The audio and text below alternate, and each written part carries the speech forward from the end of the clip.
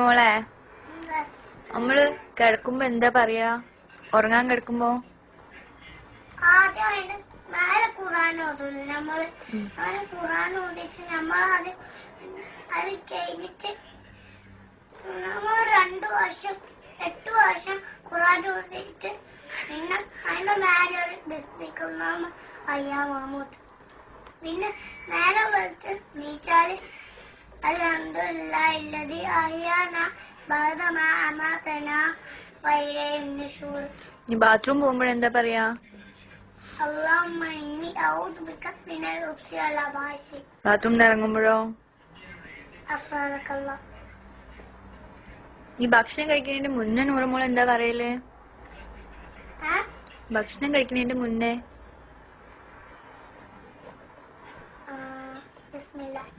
ബിസ്മില്ല മാത്രം പറയുള്ളൂ? ബിസ്മില്ലാഹിർ റഹ്മാനിർ റഹീം എന്ന് പറയില്ലേ? ഓക്കെ, ബിസ്മില്ല മതി. ഡോക്ടർ ഭക്ഷണം കഴിക്കുമ്പോൾ ബിസ്മില്ല എന്ന് പറയാൻ, അത് ഞാനും ബിസ്മില്ല എന്ന് പറയും. ബിസ്മില്ലാഹിർ റഹ്മാനിർ റഹീം പറയും. ഭക്ഷണം കഴിച്ചു കഴിഞ്ഞാലോ? അൽഹംദുലില്ലാഹ്. ഇനി തുമ്മിയാല് നൂറുമോൾ എന്താ പറയാ? അതിനും അൽഹംദുലില്ലാഹ്.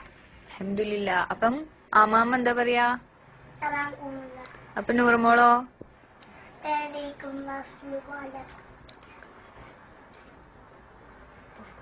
നീ വീട്ടിൽ നിന്ന് പുറത്തിറങ്ങുമ്പോ എന്താ നൂറുമോൾ പറയല്? ബിസ്മില്ലാഹി തവക്കൽതു അലല്ലാഹ് ലാ ഹൗല വലാ ഖുവത ഇല്ലാ ബില്ലാഹ്. കാറിൽ കയറുമ്പോഴോ? സുബ്ഹാനല്ലദീ സഖറ ലനാ ഹാദാ വമാ കുന്നാ ലഹു മുഖ്രിനീൻ വഇന്നാ ഇലാ റബ്ബിനാ ലമുൻഖലിബൂൻ. ചൊല്ലുന്നുണ്ടോ?